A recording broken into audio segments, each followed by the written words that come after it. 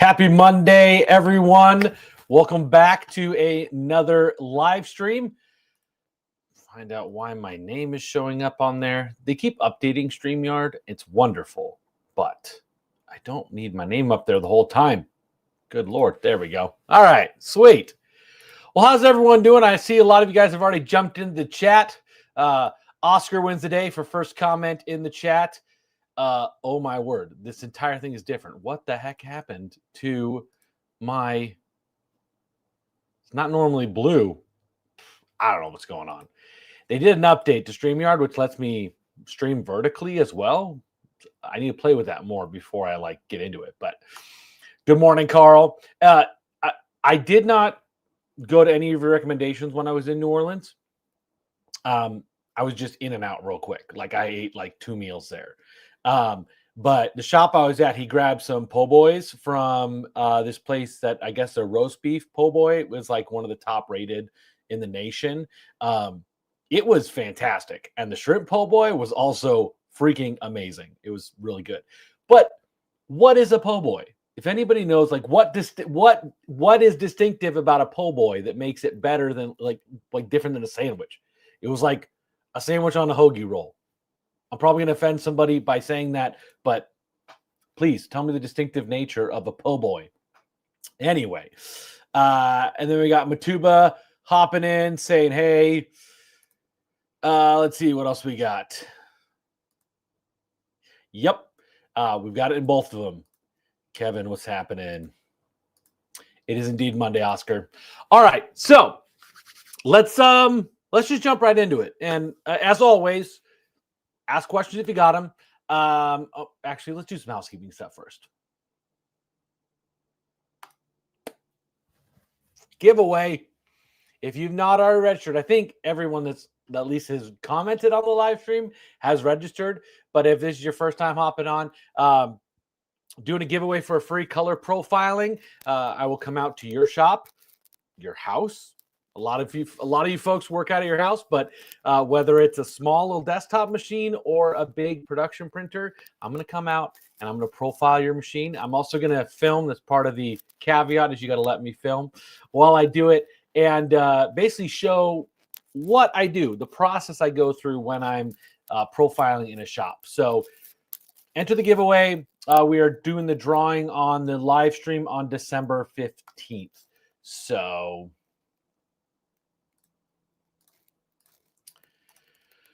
Joseph, what's happening?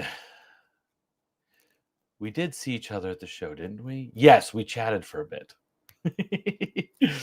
All right, let's see. Okay, so let's get into it. We're talking about semi-transparent pixels. And aside from my halftone video, that is the most watched video. I've also, on the other channel, my old channel, that was also another one of the most commonly watched videos. And it's really funny because I don't know if Mike will be in here, but that t-shirt dude, he came up to me the first time I released that information. He was like, don't be releasing secrets. He was very upset because I was releasing something that he was holding pretty tight to the chest, which is funny because that dude shares everything. So I was like crazy. Frank, what's happening? Frank, I already told you, but I'm going to tell the rest of the audience. I did get a Fusion IQ or the 360 IQ hat heat press for my wife. I did buy it. It's supposed to be here tomorrow, I think. So I will be doing some pressing of some patches on hats because my wife has found a new hobby, but also doing some DTF on some baseball caps. So yeah, so I'm pretty stoked to have that in my arsenal and also to demo it and stuff like that. But it is by far the best hat heat press you can buy. It is. People that try to DTF on hats, miserable. Anyway, sorry, I digress. Semi-transparent pixels. Let's deal with this. So talking about it, I showed a workflow in Photoshop how to get rid of those semi-transparent pixels. And they are kind of like the scourge of DTF because if you order or somebody buys an image off of Etsy or they pull in a Canva image that's super small and they try to make it bigger, the outside edges have a ton of semi-transparent pixels. Even just a standard vector file that's exported to PNG will have some semi-transparent pixels around the edge. And that's just because of anti-aliasing. It's a function in digital graphics that tries to help blend edges together so they don't have hard steps necessarily. I mean, obviously, when it's pixel based, there's always going to be some like step down, but it's a way to get around that. But one of the things that happens when you take a really small resolution image and make it bigger is the edges, that semi-transparent edge gets bigger and bigger. So I've seen shops that run a choke that is insanely high trying to get rid of that. Well, both Digital Factory and NeoStampa have a function to get rid of your semi-transparent pixels. So let's hop into Digital Factory first, and I'm going to show you guys. Now, this graphic here that I've loaded into Digital Factory is just a gradient. It's a transparent gradient. So it goes from black 100% to, and basically fades off transparency all the way out to the edge. So what I'm showing here is these are all semi-transparent pixels, and they're going to look nasty. Actually, all of these, literally everything except for right here. So if you loaded like a gang sheet and you just wanted to make sure that the edges weren't nasty looking, you can right click on this and go to easy adjustments, transparent pixels, 50/50. And what this effectively does is a pixel that is 50%, like just under 50% transparent, it goes all the way transparent. If it's just over 50% opaque, whatever. At the halfway mark, it either goes all transparent or all opaque. So watch what happens. And it actually will give us a preview of what it's going to look like. We'll give it a second. And there it is. Literally, it got rid of all of the pixels that were that higher transparency. So that's that function. Super easy. Right click on it. Obviously, there's no way to like default turn it on. You have to do it each time. You have to go in and go to transparent 50/50. But that's pretty cool. That's pretty easy to go in and do that, especially if you get gang sheets that you know are going to have a lot of semi-transparent pixels, because you just look at the quality and you're like, oh, that's going to be rough. Now, up until fairly recently, Digital Factory was the only one that did this, as far as I'm aware. I don't think Flexi, Maintop, Rin, any of these other RIP softwares that are out there have this function. Caldera may have that function. I'm not totally sure. But NeoStampa didn't until recently. And it was probably 2 releases ago that they added it. But the thing that I like about it is it has more control.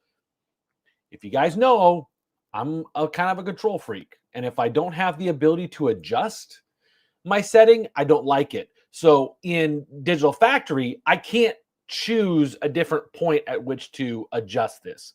But in NeoStampa, here's the same image. Let me move my face over to the right.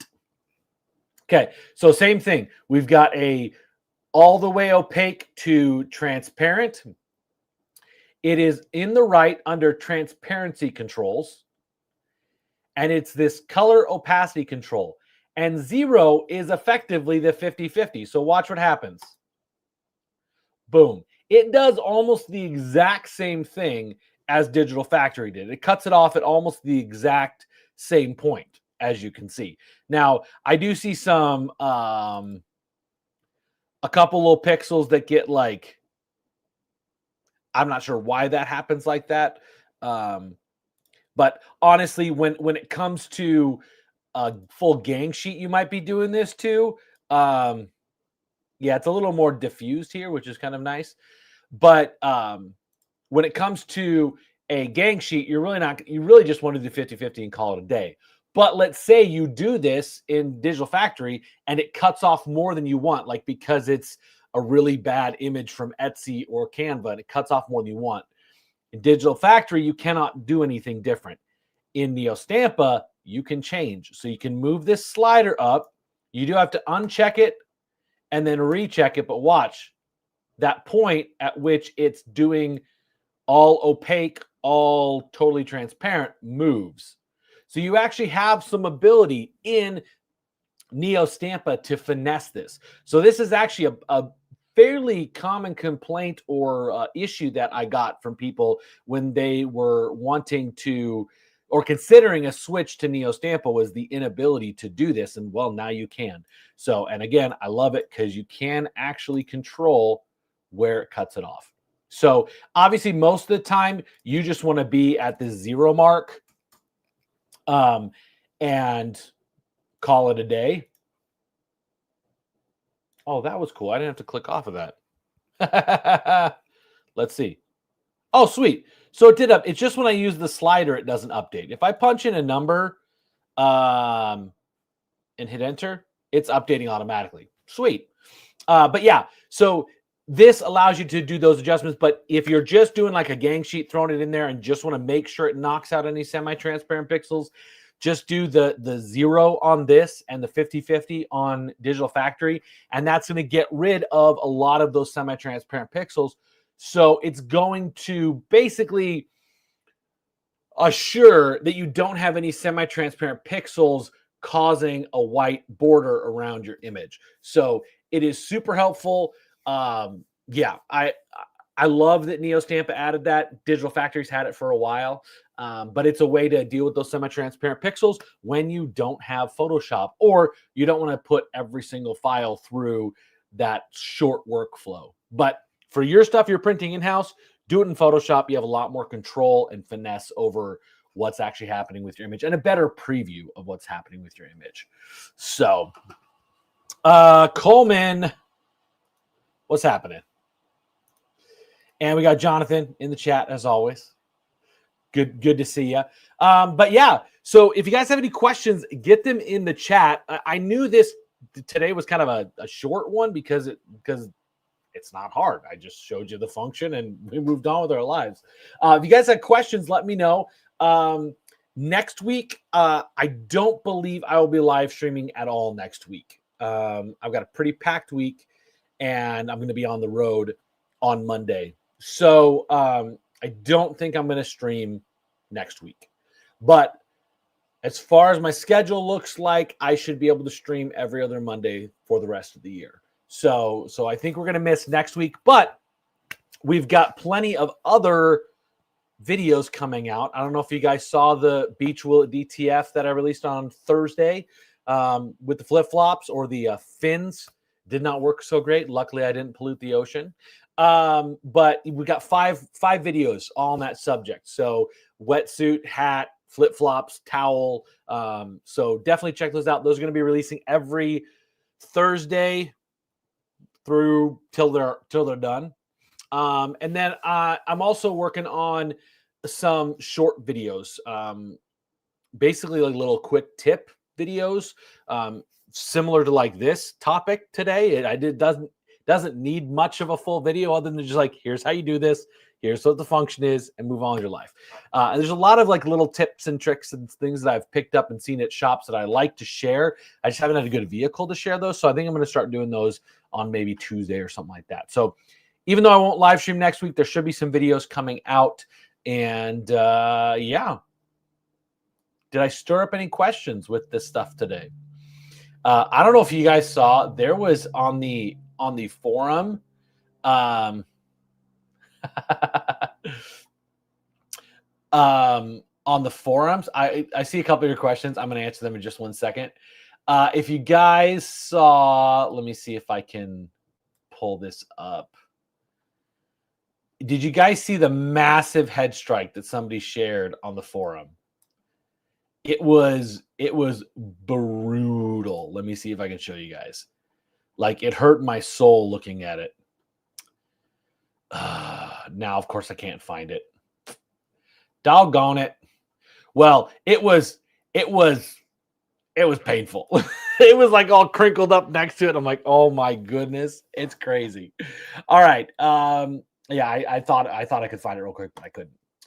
Are we gonna get Jeremy Thanksgiving cooking meal? No, you're not. I do cook.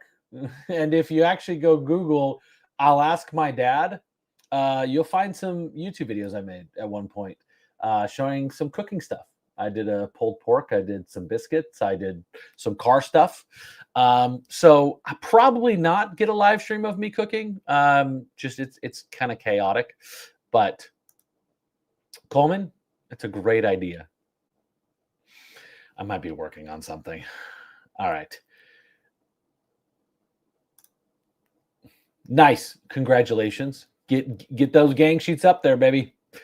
Get those orders flowing in and that printer printing all day, every day. All right, Frank, good question. Opinion of dryer shakers without the conveyor vacuum, seeing more out there with just the take-up reel. So this is I personally think that the conveyor belts and the vacuum systems add a level of complication and noise that isn't always necessarily a helpful thing. Now, I know a lot of shops that are pulling off gang sheets and cutting them right as they come out of the dryer. I know that's what your wife does, Frank, at her shop. They have a table to feed out, and then they just cut and that kind of stuff right there. I'm seeing a lot more companies do this because it simplifies the power requirements. The vacuums and the extra motors and stuff like that, it just takes up a lot of juice. And between the bulbs and all that kind of stuff, you end up having to pick and choose. It's the reason why a lot of the systems require a ton of power, but are a little kind of over-engineered, for lack of a better term. I agree. I understand why some shops want it to feed out like that. I totally get it. But I think that it's the reason why like DTF Station can do their dryers with just a 110 plug. It's also because they're not using bulbs, they're using heat platens. When I was at Superstore and we were developing the BMAC, we did it without the conveyor belt and the vacuum system because it was an added complication that makes a ton of noise. I mean, those vacuum systems are what make DTF printing noisy. Like it's just that whine and it's crazy. But when people are they have a certain workflow that involves it coming out and cutting it right as it's coming out, it does mess up that workflow. Now, I will say that with the new cutters that are coming out, like this, I think the big thing at Printing United this year was a lot of cutters. With the cutting systems, it's not a big deal for it to roll up on a take-up reel and then put that take-up reel onto the cutter and let it all cut it out. Obviously, a lot of the shops are shipping gang sheets just totally cut.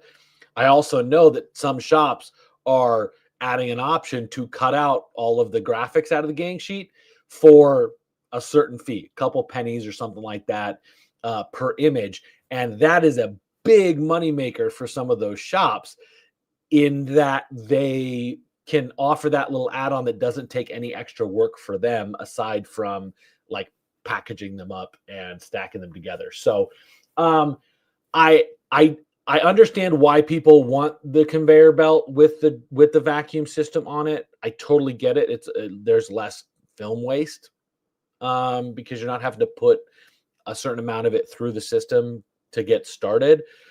But I also understand why people are going away from it from a just complexity standpoint. It was really funny because when we were developing the BMAX Super Shaker, we actually didn't use drying fan. We were talking about not using drying fans at first. We got so much pushback because everybody's like, "I need dryer fans." It doesn't really need fans at the end.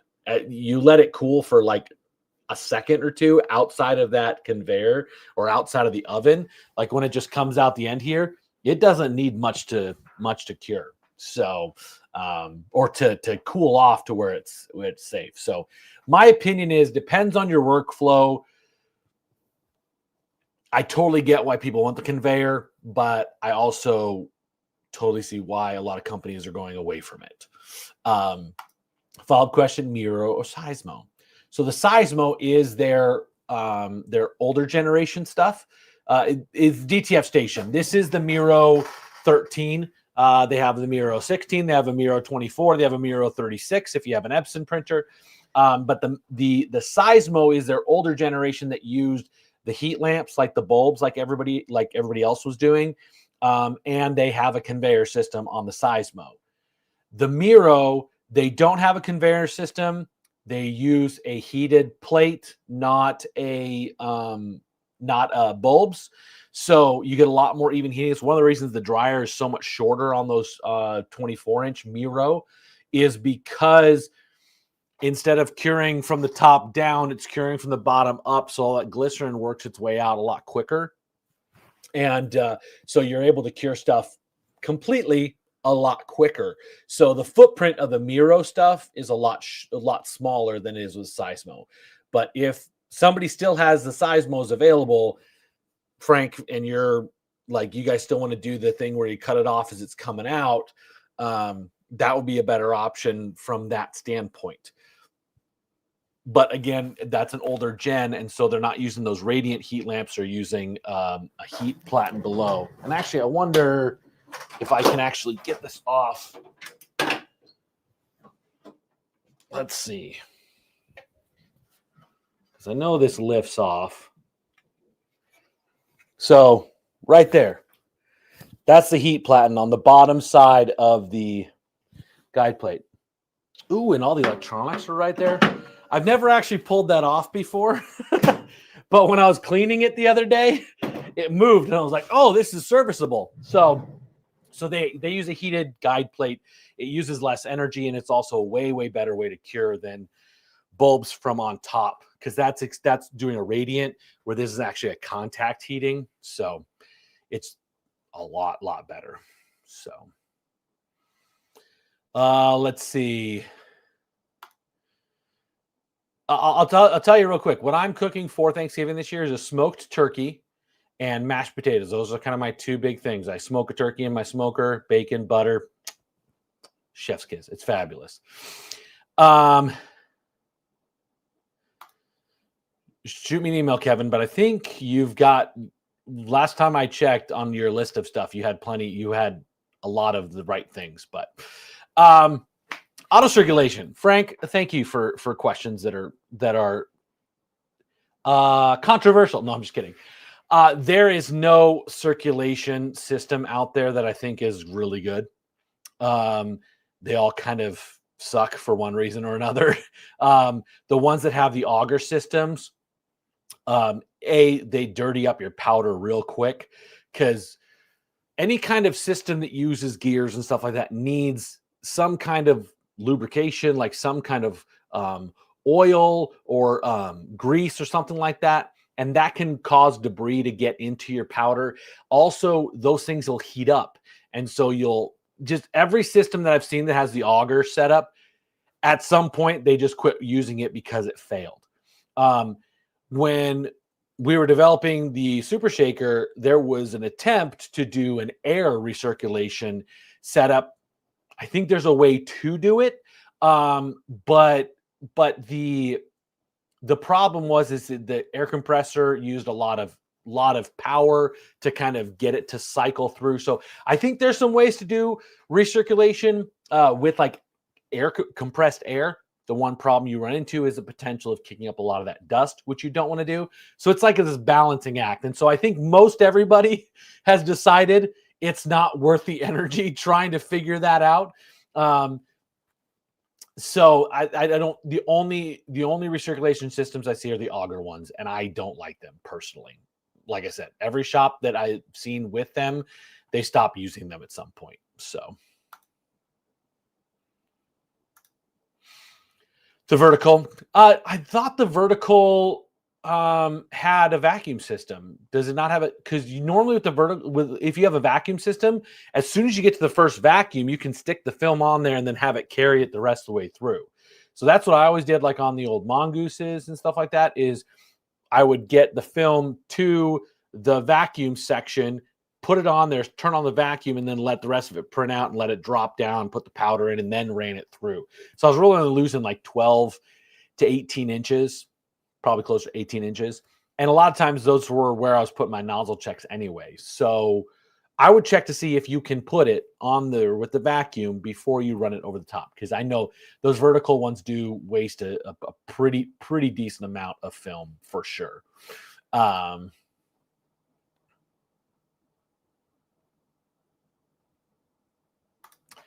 If I need to trim film while it comes out, I do stop the printing and trim it. Then I retape it. I also reuse unprinted film, so I don't have to waste as much. I found a tape that works in the dryer. Yeah, so people have found some creative ways to create basically a leader sheet. I helped develop one at Superstore, but it's not being made anymore. Mostly because we had either people that love it or people that hated it. And I've never heard anybody in the middle. People either just love it, think it's the greatest thing ever, or they hate it with a vehement passion. And that's okay. But people do definitely find different ways to do it. And yeah, you can stop it and cut it off, pull your stuff off. It's a little more, when it's feeding out from a conveyor, it's a little more of like a smooth workflow, where that gets a little bit like herky jerky, for lack of a better term.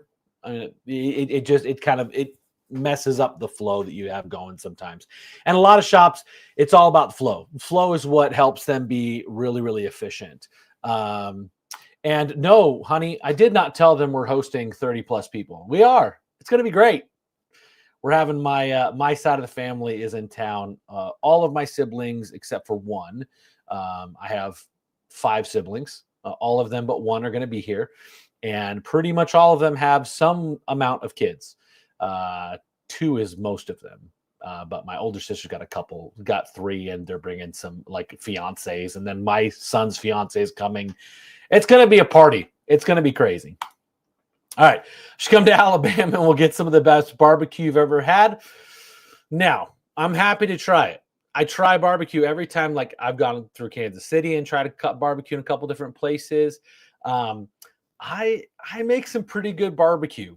I make some pretty good pulled pork. So usually when I go places, I get barbecue brisket because my wife can't eat beef, and so I don't often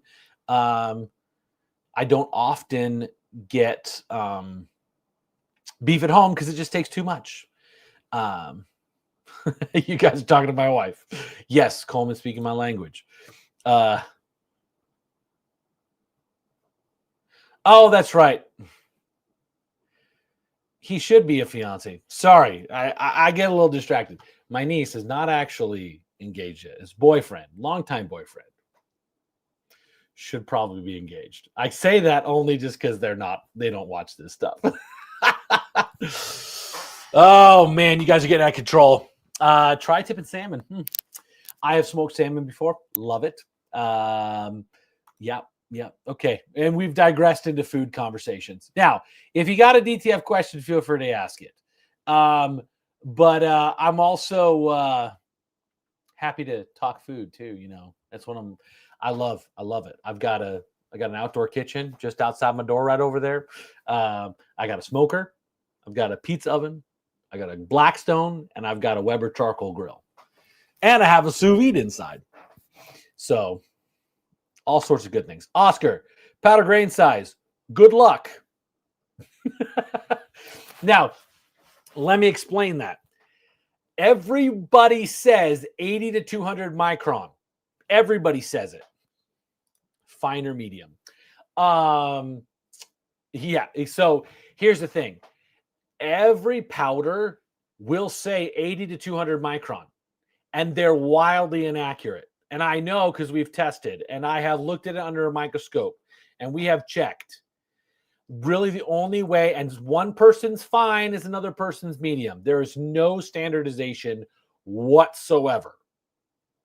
So the only way you can know how fine a powder is, other than looking at a microscope, is to pick it up and feel it. Now, if it's from the same manufacturer and they say this one's medium, this one's fine, that's probably accurate information. But from one manufacturer to another, it's going to be all over the map. So you really just have to buy it and test some of it. Honestly, powder is the easiest thing to test in the DTF system because it's really easy to just swap it out, try a different one, see how it works. I am doing a video testing the Color Prime, which is DTF Station's powder. They have a regular DTF powder, and they have this new Flex powder that's specifically designed for use on like polyester and stuff like that. I will obviously test on other things as well, but it's a little bit finer, but not dramatically. But I've worked with powders that were dramatically finer, and usually the finer the powder, the softer the hand feel. But if you go too fine on the powder, it can reduce the durability and longevity of that transfer. So everybody's a little different. The finer details you do on your designs, the finer powder you want. So if you do a ton of halftones, you're probably going to want a little bit finer powder. If your system kicks up a lot of dust, I know Frank has tried finer powders and they just seem to get everywhere in his system. Yet when I've done finer powders, I actually like the way they work and function, but every shop's a little different. And honestly, you just have to buy some and test it. That's really the only way. Yes, I said that at the beginning of the live stream. I told everyone that I bought you a hat heat press, honey. And Jonathan, yeah, I know. I'm making myself hungry too. It's lunchtime here. It's 11:30 my time right now because we don't do daylight savings. And it's still 2 weeks, and I'm like, still have to think about what time. But anyway, all right. If you got more questions, happy to answer them. Otherwise, I'll probably just wrap it up. I've got lots to do this week, lots to finish up before I'm back on the road again. Yeah, thank you so much for watching. Oh, we'll just do again a little reminder. If you've not entered the giveaway, colorgamutconsulting.com/giveaway. Free color profile and come out to your shop. Yep. I think we'll get back to work. I'll record some stuff. It's a good live stream. I am not live streaming next week at all. I'm just not going to even bother trying. It's hard to broadcast on the road, and I will be in a shop testing. I'm actually doing some tests with SPSI next week on some color combinations. So up to this point, my favorite extended gamut combo is orange, green, fluorescent yellow, fluorescent magenta. But I am testing some other combinations next week. So I'm pretty stoked. Well, Coleman, if you win the contest, then it's a win-win for both of us, right? Because I can come have barbecue and you can get free profile. Neither, Frank. I don't like pumpkin. I never have. Thank you, Boyan. Appreciate it. Pecan or pecan, depending on how bougie you are. No, not a fan of either one of those. Apple is really only apple and cherry. Those are my particular favorite pies. But always with ice cream. Always. Yes, honey. Frank doesn't understand. Apple is a better option. There is no should. Linearization just depends on your system setup. So there's no way that it should look, because it just depends on your system, on your settings. So hope that answers that question. Sorry. There's not something you should be looking specifically for. A good linearization should print out linearly, but the curve will look dramatically different. So, Coleman, it's got to stop, because everybody's going to think, if you win, they're going to think I've swayed it now. Coleman, you're going to get us both in trouble.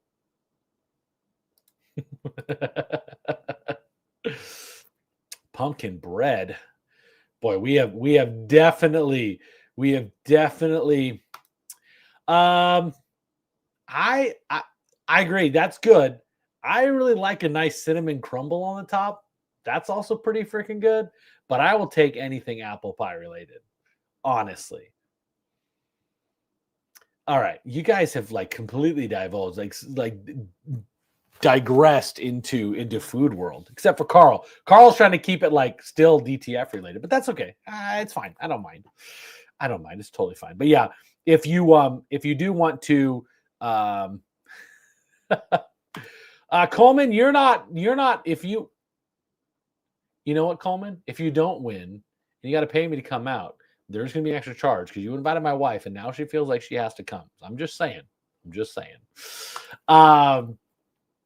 If you do want to Google my name, Jeremy Pales, POEHLS.com, or Jeremy Pale, POEHLS, sorry, used to saying my email address. You will find videos. A lot of them involving food, a lot of them involving real estate. But yeah, so if you want to go down that rabbit hole, I'll ask my dad. That was a little short stint of something I did, but then I started this thing.